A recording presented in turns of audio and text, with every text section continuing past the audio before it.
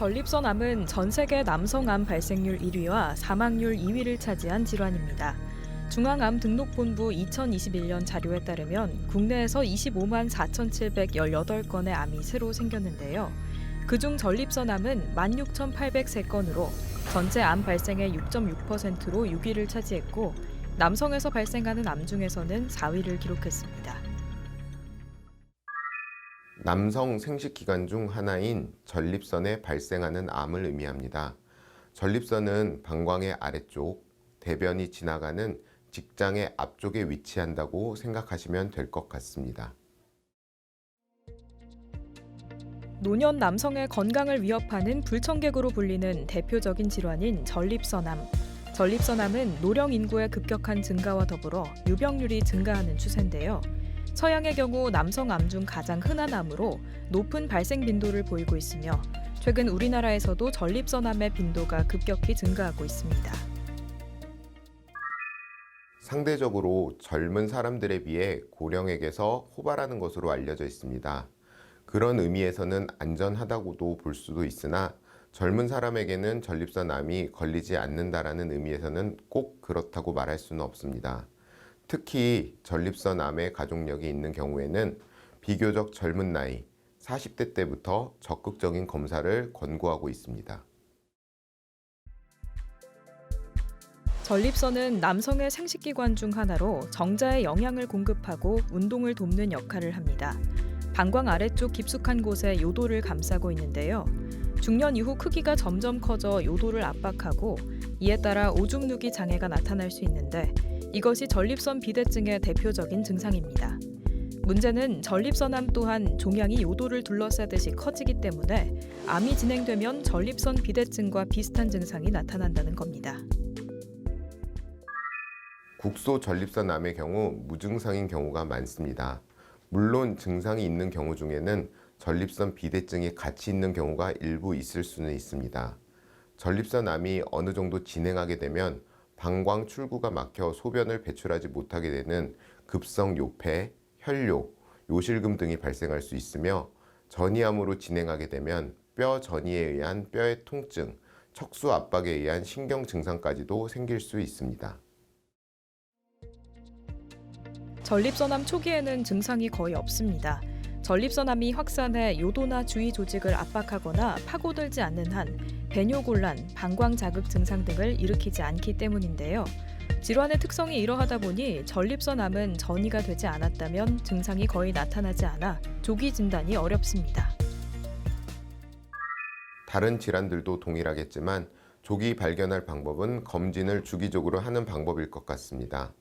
50대 이후에는 1년에 한 번 PSA라는 전립선 특이 항원 혈액 검사를 통해 확인해 본다면 전립선암을 조기 발견하는 데 도움이 될 수 있습니다. 만약 가족력, 아버지나 아버지의 형제, 본인의 형제 중 전립선암에 걸린 적이 있는 경우에는 40대부터 PSA 검사를 매년 하는 것을 권고하고 있습니다. 또한 많이 불편해하기는 하지만 직장 수지 검사를 PSA 검사와 같이 시행하여 조기 발견을 하려고 노력하고 있습니다.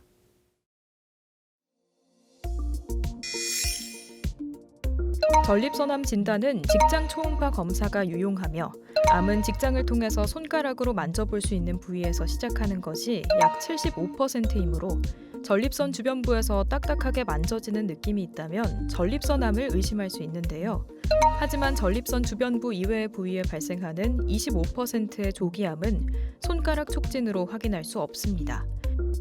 그러나 최근에는 초음파 검사 및 전립선암에서 분비하는 종양지표, 즉 전립선 특이 항원을 혈액에서 검사하여 전립선암을 진단합니다. 전립선암은 진단 당시 어느 정도인지 환자의 나이나 동반된 질환 등을 고려하여 치료 방향을 결정합니다. 전립선암은 국소 전립선암, 국소 진행성 전립선암, 전이성 전립선암으로 구분할 수 있으며 수술, 호르몬 치료, 방사선 치료 등의 치료 방향을 결정하게 되고 추후 필요시 항암 치료를 하는 경우도 있습니다. 또한 비슷한 정도의 전립선암이다 할지라도 진단 당시 환자의 나이나 건강 정도에 따라 위에서 말한 치료의 방향이 변화될 수 있습니다. 전립선암 수술은 좁은 골반 안에 있는 전립선을 절제하고 혈관과 신경, 괄약근을 보존하면서 암이 있는 전립선을 완전 절제한 후 방광과 요도를 다시 연결해 주어야 하기에 까다로운 수술입니다.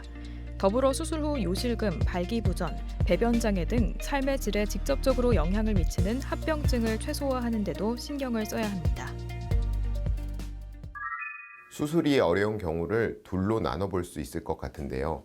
전립선 암의 진행 정도가 심하지는 않지만 환자의 나이나 동반 질환이 있어 수술이 어려운 경우에는 호르몬 치료를 하면서 경과를 지켜볼 수 있습니다. 반대로 수술 등 적극적인 치료를 하고 싶지만 전립선 암의 진행이 어느 정도 되어 있어 수술적인 치료가 어려운 경우에는 호르몬 치료, 방사선 치료, 후에는 항암 치료를 진행하게 됩니다. 전이가 없는 초기 전립선암은 수술을 통해 완치가 가능한 경우가 많습니다. 하지만 전립선은 위치상 방광의 바로 아래쪽에 접해 있어 수술 후에 부득이하게 요실금이 발생할 수 있는데요. 최근에는 새로운 수술 방법과 로봇 수술 등 수술 기술의 발달로 요실금이 많이 줄어들었습니다. 하지만 아직 많은 환자에서 수술 직후에 요실금이 나타나며 이를 완전히 예방할 방법은 없습니다. 수술을 진행 후 발생하게 되는 부작용을 말씀드리겠습니다. 첫 번째로는 요실금 증상이 있을 수 있습니다. 요실금이 있다는 것은 말 그대로 소변이 새는 증상을 말합니다. 계속 새는 경우는 흔하지 않으며 기침을 하거나 갑자기 뛰거나 하는 배의 압력이 높아지는 상황에 소변이 찔끔 나오게 되는 경우입니다. 물론 케겔 운동과 같은 골반저 근육을 강화하는 운동과 약물 복용을 통해서 개선을 기대할 수 있습니다. 두 번째로는 발기 기능 저하가 발생할 수 있습니다. 전립선을 제거하는 수술을 진행하게 되면 전립선 주변에 위치하는 혈관, 신경 다발이 불가피하게 일부 제거가 같이 이루어지게 되는데 이런 혈관, 신경이 결국 발기 기능에 영향을 주게 됩니다. 발기 기능의 경우에도 수술 후 경구 약물이나 주사 약물 사용을 통해 개선을 기대해 볼 수 있습니다. 여기서 잠깐! 잘못된 의학 상식을 바로잡아 건강도 지키고 상식도 키우는 Yes or No. 전립선 비대증이 지속되면 전립선 암으로 이어지나요? 노, 아닙니다. 전립선이 커질수록 암이 생길 확률도 높다고 생각하기 쉽지만 실제로 전립선 비대증과 전립선 암의 연관성은 없습니다. 발생학적으로도 전립선 비대증은 요도를 쌓고 있는 주변 부인 이행대에 생기는 반면 전립선 암은 70에서 80%가 뒤쪽 말초대에 발생하기 때문에 원인은 다르다고 보는 것이 맞습니다. 잘못된 의학 상식 깨치기 Yes or No. 두 번째, 자전거를 많이 타면 전립선 암에 걸릴 위험이 증가한다는데 사실인가요? 노, 아닙니다. 자전거를 많이 타면 상대적으로 회음부, 전립선에 자극을 많이 주게 됩니다. 이런 상황이 전립선염이나 전립선 질환을 야기할 가능성을 높일 수 있습니다. 하지만 자전거를 많이 타는 것이 전립선암을 높인다는 과학적으로 입증된 증거는 없습니다. 참고로 미국의 한 대학에서 연구한 조사에서 자전거를 일주일에 5회 정도 타는 그룹을 대상으로 전립선 암 발병률을 조사했는데 일반적인 사람들의 전립선 암 발병률과 차이가 없다는 결과가 있습니다. 전립선 암은 일반적으로 아무런 치료를 받지 않으면 발병 6, 7년 만에 사망하지만 적극적으로 치료를 받는다면 90세, 100세까지도 일상생활을 문제없이 할 수 있는데요. 많은 전문가가 주치의를 믿고 적극적으로 치료에 임하면 생명에는 지장이 없는 경우가 많은 만큼 전립선암이 뒤늦게 진단됐을지라도 미리 치료를 포기하지 말고 적극적으로 치료받아야 한다고 당부합니다. 전립선암을 예방하기 위해서는 지나친 육류 섭취는 좋지 않는 것으로 알려져 있습니다. 하지만 이것이 육류를 제한하라는 말은 아닙니다.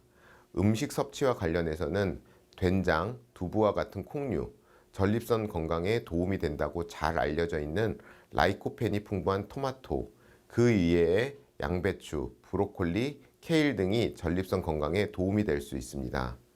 안 걸릴 수 있다면 가장 좋겠지만 아니라면 주기적으로 건강검진을 통해 전립선암을 조기에 발견하는 것이 최선의 방법일 수 있습니다.